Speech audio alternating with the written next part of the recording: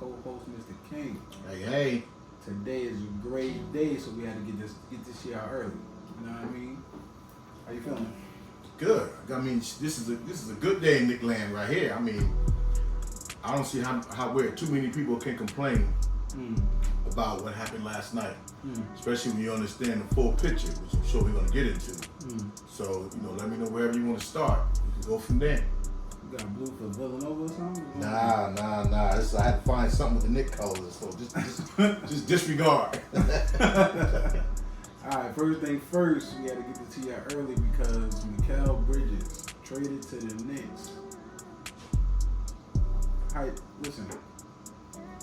I told y'all, just trust the office and maybe they'll do what we think we should be doing. I'm happy about it because I ain't see it coming. I ain't gonna lie. But I look at when it first happened, I seen it on my phone. I didn't pay it no mind. I just thought it was one of those because of the way the caption read. Then a friend of mine texted to me, and I was like, "Oh, I seen it, but I didn't believe it." So I said, "You know what? Let me check it. People ain't just gonna start sending it out." So I was like, "Oh, that's when I sent it to you." But I was like, I was shocked, but I'm like, now instead of just being happy with that, it was that trade to me was attached to re-signing OG. For me to make it make sense, re-signing OG was the deal breaker. As much as I like Bridges, but that to me, you had to have them both. Right. So I look at what he brings to our team, everything we need. Because I was watching Stephen A. Smith's show last night, and so I was looking at a clip with Mad Dog, I guess from this show yesterday. Mad Dog is who I like, but he almost tried to put down the Mikal Bridges trade by saying, "Knick fans, hold your horses. Like this is not the trade that's going to get y'all over the hump." And I said he must be getting too old for. This is the trade that's going to get us over the hump. First reaction, I don't know if I told you, or I told the homie, I said, I don't want to get Wait, I ain't one of the homies? My pops. See? I ain't one of the homies, y'all. But listen, check it out. Everybody was hyped, and I was like, calm down. We need to do something about OG first. This is like my first initial reaction. So I like the trade only because they did what I would say. If you're going to trade anything, do Bogdanovich and picks. And make sure it's better than what we have on the bench or equal to. So which they did. But now the problem is the equal to is OG. So if we would have lost OG, we probably would have been upset if we did. But that was my whole thing. Like, don't lose him. I didn't really see nobody upset about it. I see people saying that we gave up too much. I didn't see that. I didn't see that either because those 5 picks, yeah, they're unprotected. But with our young team, we ain't looking at the foreseen future to be a lottery team, a lottery pick team. Right. I mean, let's face it, with the way the NBA is going right now, and all this too is attached to also Tibbs' extension. So as long as we extend Tibbs and he gonna play his way, now we have multiple guys interchangeable. We already had that, but Bridges makes us even more efficient in our rotations because he's also a defender. He ain't just a regular 3-and-D guy. I mean, let's be realistic. I mean, the guy, first of all, he came out of Villanova in high regard. He could have went anywhere in that draft between 3 and 10. Maybe even 2 and 10. Anything but the first pick. He could have went anywhere in that draft. He goes to the Nets. He averages 26 points a game. We know he's capable. Then last year fizzled out to just under 20. So this is not no ordinary pickup, especially for the team that we got. So when Mad Dog was talking about he's not the missing piece, if you add him to our team that we had last year, he's the missing piece. Liam? Yeah. We talking about it right now. Yeah, you doing good. Yeah, don't worry about it. Well, I had to make sure. But you should have told Leon they need another shooter. They could have got me. Come on nah, now. Listen. Hook it up. We good. Let him work. No, he do. Yeah, Let him work. But that was another part. We talked about how the general managers we've yet to really seen. I mean, people he brought in mid-season, he's been excellent. Now we really seeing his true worth. And tying all this around re-signing Tibbs, that's an excellent pickup for us. We don't need Kevin Durant. We don't need, we like Paul George because Paul George do fit. We don't need all them aging superstars. And again, I don't really think we're gonna, as Knicks fans, we're not gonna be mad if LeBron James ended up on the Knicks. You know what I mean? It depended how he ended up on the Knicks. You know what I mean? Durant, Devin Booker, any superstar, they on the Knicks, we gonna just deal with it. Yeah, but right now LeBron don't even help us. I'm just saying he don't help. But he slows down our progress. We're gonna. Yeah, the morale's gonna be up because we just New York. But this is like a good team move, like you said. Like, I didn't see no big superstar that always getting injured. He plays most of his games. Every game, he has missed a game since he's been in the league. Yeah, he definitely ain't gonna miss a game. I don't think he's gonna miss a minute. And then we hired this trainer from, I don't know, it was OKC or Memphis. He's supposed to be a big time trainer that we brought in, and rightfully so because our guy was out like a revolving door last year, and that's probably a first that I've known the Knicks to be like that in years, to have everybody go out like that. Yeah, so one person, but the good part about everybody being out last year, we can see that without Mitchell Robinson, we was able to hold our own. When Hartenstein went down, we don't talk about him enough lately, but Precious Achiuwa held his own after the trade. When OG went down, everybody kind of, when we was missing a man, next man up mentality was the biggest thing we had. Yeah, because you got to put people out there. Luckily enough, we was deep last year. Like we was almost, because of the rotations and the interchangeable parts, that made us 3 deep at every position until it mattered most. When the further we went into the playoffs, and then our big started to become a problem. And when the Pacers had the nerve to say, "Oh, I guess the healthier team wins," come on. Well, we were better. Of course, we was better. They just beat us, so we give them their props, regardless of the circumstances. People don't look at that in hindsight. They look at who won. So kudos to them. But payback time is coming. Oh yeah, watch out. Payback time is coming. And another thing too with Bridges, the things that he add, not just being a former Villanova player, like he's not an all-star, but he brings all-star cliche.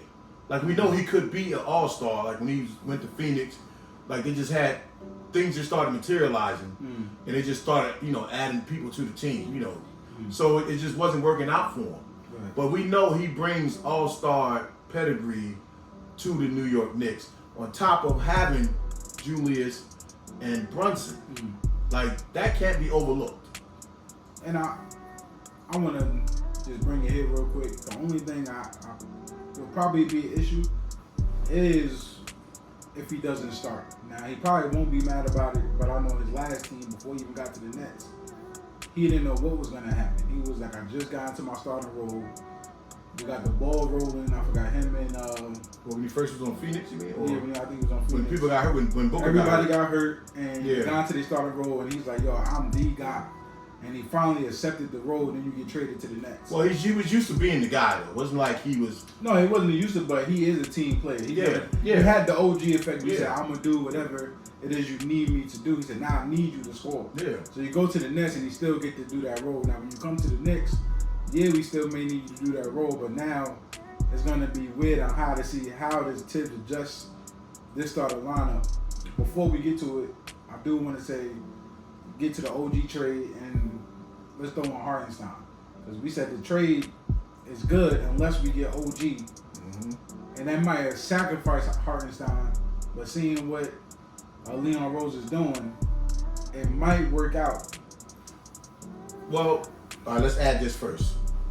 Well, we didn't even say like, comment, subscribe, because we're not getting the likes and we're not getting the subscriptions. So hit the notification bell, because at this point now we could come on at any time. To me, he's starting. He's starting at the 2. DiVincenzo will probably go back to his so that's what you roll off the bench. Yeah, I believe he's going to start. I don't think it's going to be one of them situations. I think DiVincenzo will understand that at 6'6", he's going to probably be our new 2 guard. And DiVincenzo will go back to his familiar role with Josh Hart coming off the bench, providing everybody starts the season healthy. I don't even think that's going to be an issue. I don't think it'll be an issue with DiVincenzo. I don't think it'll be an issue with Tibbs. I think you're going to put this guy out there as a real defensive stopper. Like DiVincenzo plays good defense.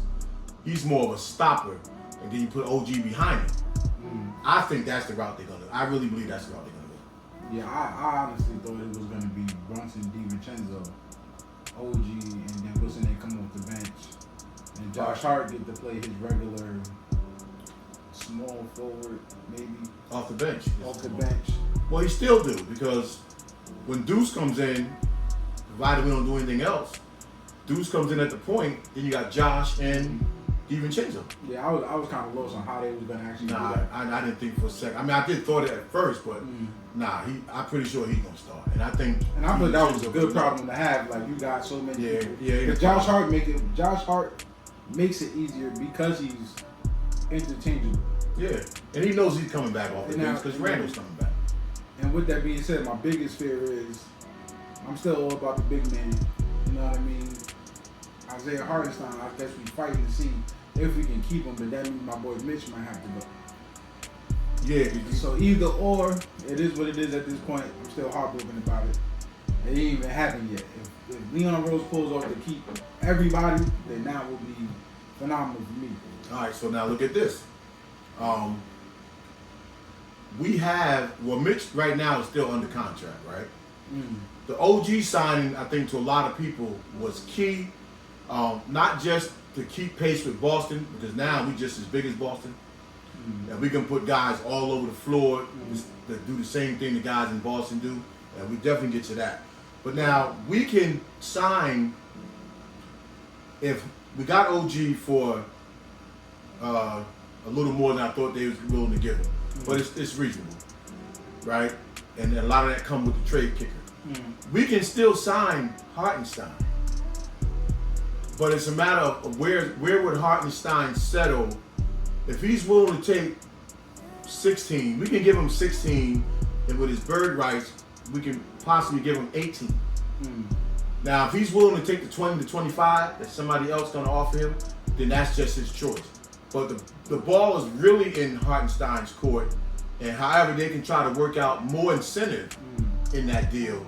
We actually right now, we still have to make some moves. We probably got to clear like another $5 million, but we can sign Hartenstein right now and still have our team minus some of the guys on the back end. And now losing Mitch means you keep your flexibility for the following year or the year after, because now you got to re-sign some other people. But we actually can keep Hartenstein if they decide to go that route, and then you may have to move Mitch, or you're going to put yourself financially in a real big hole. So you can do that. You can sign Hartenstein. If you have to move Mitch, you still got Andre Drummond out there. All right, so speaking on that, it's crazy because, we got Andre Drummond. And then when I was watching the draft, them first couple of French dudes and that people that got drafted, I was like, damn, we could have used some of them. Like, it was like a couple of centers, stretch forwards. Think about this. Stretch forwards, and I was like, if we would have had one of them come out after Randall, because I was thinking of Precious Achiuwa. I was like, if worst comes to worst, Precious plays some center, because we may not re-sign him, because that money he get may come off the books. That's what I'm saying. We may not, but I can see if something bad, but not bad, but if something would happen to our bigs, maybe Precious come back, or somebody Precious-esque, and then he could play both 4 and 5. I can see if we did that. Looking at the draft, because there was a lot of dudes I was like, damn, we could have used some of them. And I ain't even seen none of them people that we talked about last week. Yeah, half of them, the people we talked about the past 2 weeks, half of them got drafted. They're all but 3 of them got drafted. Okay. Now that center too, the one. All of them, all but 3. All but 3. Duke center didn't get drafted. Everybody else we could have had. They wanted to go for the versatility. The Grizzlies. Yeah, everybody went somewhere. But we passed over all but by the time we picked, I think maybe 2 or 3 of them was gone. All them other guys was there. But remember, we can't take back salary. That's why the Knicks are maneuvering. They could have had everybody that they wanted, all but 1 or 2 guys. But that money now, we could probably spend $3 million if we have to take guys in the back end in the second round. So there was no way for them to do that. If they want to try to get OG and try to re-sign Hartenstein, you can't add salary. You have to get rid of salary. And bringing in those 2 picks was definitely going to add salary to our thing. So they couldn't do it. So it wasn't like we overlooked anybody or we decided to go in a different direction. We had to go in that direction. So once I started understanding that, it was nothing. You seen Dunn, you seen people that was there that they were high on bringing in. But what you gonna do? Couldn't do it. Then going into the next topic, let's just talk about him. We drafted a French player. I don't even want to mess with his name. What's his name? I forgot. I had it on the screen. You did say his name before. Anyway, but you know what though? This is what is it? Because I seen the previews that he put on the screen. You want to know what his name is? I said, what we gonna do with him? Pacone Daddiette or something like that. Close enough. But anyway, I listen. This is my feeling, and then I'm gonna let you go. I honestly thought we was gonna get a steal. I ain't gonna lie. Maybe he is, maybe he's not. But I don't see what we got because we guard heavy too. But it was guys. We was picking. It was guys ready to play right now, and there was talk. And before our pick came up, that they were going to pick him, and he was going to be stashed.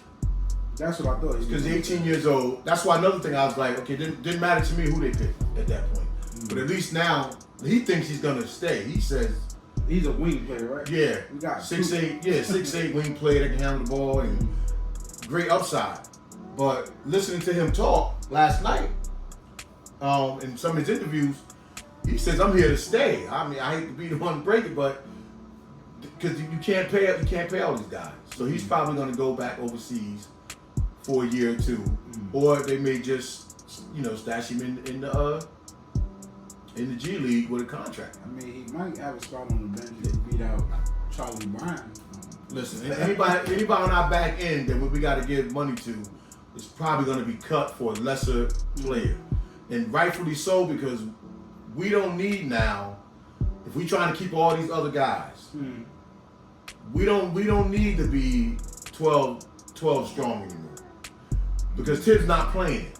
You need to be 10 strong, especially 2 or 3 guys on your bench that can get in the rotation when Tibbs is not going 7.5 to 8 guys. So remember, look at last year's roster. We was like, God, we got this, we got that, so guys were just filling in. But barring injury, we don't have to be 12 strong anymore because they're not playing. Tibbs is gonna play the guys that he put on the floor. He's gonna play them heavy minutes. Yeah, he's gonna rotate some of the other guys in the beginning of the season. But we already know as the season winds on, all those back-end guys are not playing. And even in the playoffs, they're not playing. So just go grab some decent guys to fill out your roster. You can't now be worrying about 15, 11 through 15 being great players because they're not playing. True. We went into our G League. We pulled 2 guys that we loved on our G League team, and they couldn't even get in during injuries in the playoffs. So I'm looking at keep our starting 5 and those next 3 heavy rotation guys, and maybe another guy in case of injury and foul trouble. Make that strong, and let's concentrate on that. Because nobody in the draft right now was going to help us, even though there's some good guys in that draft, some good defenders and some good bigs. But money-wise, the Knicks couldn't do it, but Tibbs is not going to play. That's why I think Drummond or the kid we talked about last week from Orlando as a backup to either Hartenstein or Mitch. Let's just get it and keep the ball rolling. Yeah, the big. I always thought the big, not having 2 bigs was going to be an issue, and then the Celtics won. So maybe it's not a big deal. But they had Porzingis, and who did they send? I don't even know. Al Horford. Yeah. They like, and he's 6'9". Yeah, they come out and shoot. Yeah. It's not like they overpowering you, and I was like, hey, maybe it's not an issue. Dallas, I don't know who they had.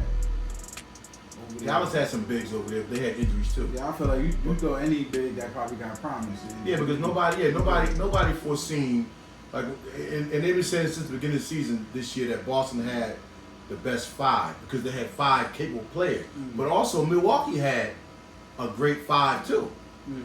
But they just injuries and chemistry killed them. So it was something on today watching Stephen A. Smith show, and they showed I don't know if it was Vegas or whoever it was, but they put a graphic up of, you know, the percentages to win next year, and Boston was number one at 200%. And they had us number two, but they had us at 800% with five other teams, most of the out west teams. And then they had a couple of teams at 1,200. So we're being viewed, because they're anticipating us re-signing Hartenstein, I'm sure. But we still have Mitch. So we're being viewed as a contender. And that's all we can ask for, is to be viewed as a contender. Nobody really knows, because nobody knew Boston was going to win a championship last year. Let's face it. So nobody knows who's going to win a championship every year. But one thing you know is who should be there. And now we're one of the teams that should be there. And people, to me, you can start to get excited. Because this roster that we have, with or without Hartenstein, is a roster down to get excited about. And so now I want to ask this. This is not on the board. I was going to wait till the weekend, but a Cinderella story in New York is a team making it to the championship. We ain't had one in a while. Or just making it to the finals. For the guard position, I asked you the other day, I said, is John Wall really that bad to put on your bench if you can get him for the veteran minimum? Now, with us having less money, not a lot of people you could probably just go grab, and the guard's probably going to have to play. We only got Brunson, McBride, and if DiVincenzo play a little bit of guard, why not let McBride play? And if anything goes wrong, just give him a chance. Wall a chance. Because now I'm starting to look at Derrick Rose. Grizzlies gave him a chance one time. He dropped 60. He started crying. You know what I mean? Not saying he had to do that. I mean, but put him on the bench. Why would that hurt? And they say he's actually a good dude in the locker room. Not like he's a trouble guy. So why won't we give him a chance? It don't seem like nobody else want him. But where is he though? I don't know, but if he can play, and knowing how John Wall game is, and he likes to run, and maybe he's an older mentality, why won't you just try? But it's not uncommon for Leon and West to bring in a veteran guard, and he has Kentucky ties. So that's not, Elfrid Payton and Burke, and so that's not uncommon for them to do that. And Derrick Rose, so they're known to go in and get a veteran, and now that would have to be a campaign for John Wall, because nobody knows where he's at, if he's training. I don't know if he's training, if he still want to play basketball, if he, So is it a John Wall type, or you just specifically saying John Wall? No, I'm just saying John Wall because the way he plays, it seems like it would fit.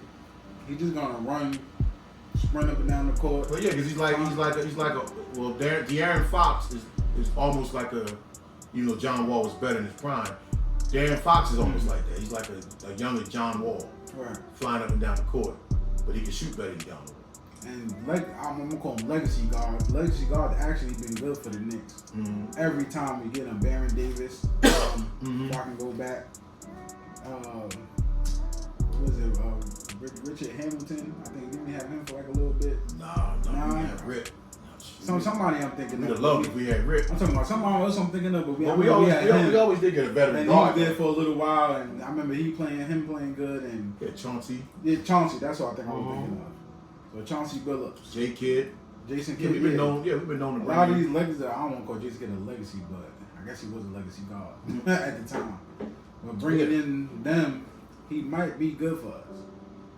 He played quickly, I guess. Yeah, I mean, I'm not opposed to it. I would like to see us still. I mean, I feel like they listening. Bigs. I feel like Leon listening because he be kind of saying everything and it's happening in real time. I don't know. Listen, I say don't trade nobody. Use Bogdanovich and picks. It happened. Yeah, I like Bogdanovich, but remember I said last week When we re-signed him, I thought to pair with Mitch in the trade. Not that I wanted that, but the moves that they're making, these moves to me prove that Tibbs is going to be here and Leon and West is going to be here. Like, they're not just putting us a team and then they're going to bounce. Yeah, I honestly think they're good at the job. I didn't see nothing. Even if they do something questionable or something we ain't really like Quickly and RJ leaving. Well, RJ, yeah, but we didn't want to see Quickly get thrown in there, and it turned out to be a good thing. I like it. So drive up the 10. That's right. Shoot. So now, so let me ask you this thing, because I was thinking about this today. And I'm serious, and when I say this too, I'm serious about this thing with the Boston Celtics. Because once you win, remember when Milwaukee won? And they was like, Milwaukee's gonna win, for the unforeseen future.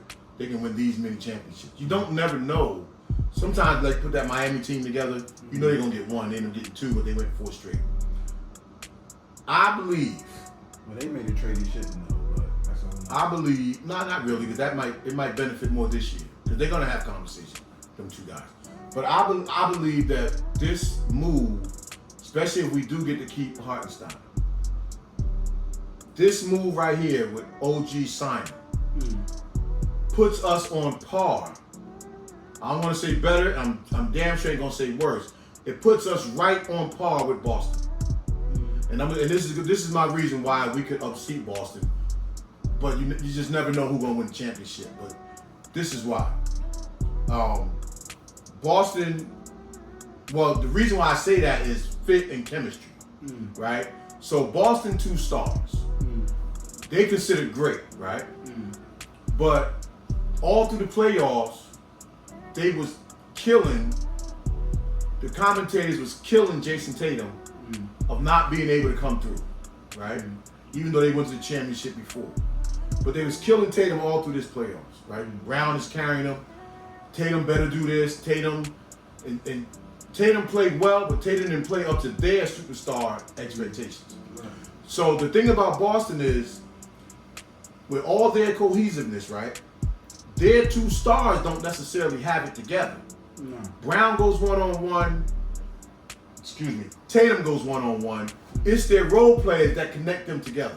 Right. Now they got a team. In our situation, especially before Randall went out, they were clicking together. The ball was moving while other people were still moving. And our connection and chemistry together with our star-to-star was making us a really, really, really good team. And that could be the difference if we have to meet them in the Eastern Conference Finals. It was Golden State-esque. It was like, he was playing like Golden State. Like, they had the ESPN. Like, I knew where he was at. Yeah, that's going to help us. That would help us play in Boston, because Tatum and Brown, they'll put you on an island. And they'll do their thing, and they're going to shoot. It's the other guys that move the ball in their sequence. But we got guys cutting all over the court. Randall's looking for Brunson, Brunson's looking for Randall. Our stars are connected. Even that short time before Randall got hurt, we were starting to really see the dividends of a New York Knicks basketball team that could remind you of past the 90s team and start looking a little bit like the 70s team. That's what that was. So that's why we could stay right there with Boston, player for player now with Bridges and OG, because you start looking, they don't got the advantage nowhere on the court anymore. Right. Not to say our guys are better than their guys and their guys are better than our guys, but they don't have the advantage. Somebody want to argue Jason Tatum is better than Randall? Well, that can still be an argument, because Randall's not no slouch. Right. So we can pair up with Boston. If Boston's supposed to be our problem in the East, then that's a good problem to have. But you can't take nothing away from a healthy Embiid, and you damn sure can't take nothing away from Milwaukee. But we are right there. We right there, and with this team starting the season, we can just hit the ground running. Right. Don't mess around with them back-end guys trying to make the team. Yeah, with Milwaukee, I just think they got no chemistry. And I think they traded, what was it, Drew Holiday? Maybe he was like a glue, like a piece that they needed, that they traded away. I'm not sure what happened in Milwaukee. As a Knicks fan, you know how I feel about Antetokounmpo. I don't really think he probably needed Dame Lillard to be there. Now it's clashing. Well, they wanted more points. Remember, Middleton wasn't giving no more. He was hurt. He wasn't. Yeah, but to Leon credit, maybe it wasn't Dame. Maybe it was somebody that's just a great scorer. You know what I mean? Like, Dame takes over a game and alters the course of a game. I don't think two people can do that if they both just trying to do their thing. I mean, Jason Tatum, I don't know. It just the chemistry just messed up. With the Celtics, their chemistry was good. Like how you said, he go one-on-one. They knew how to pick their battles. Dallas, same thing. Kyrie knew when to go one-on-one. When Luka did, they just move out. They kind of just move out the way. Boston's was better than Dallas's to me, though. Basically, Park Ball won. Like that's basically what it was. Yeah. You go ahead, and they did their thing, scored, come down court. He get the ball. Well, Brown will other cut, person move out the way. Brown will cut before Kyrie or Luka. That's for sure. Yeah. But at least we have more. We have more team chemistry, and I like where we are.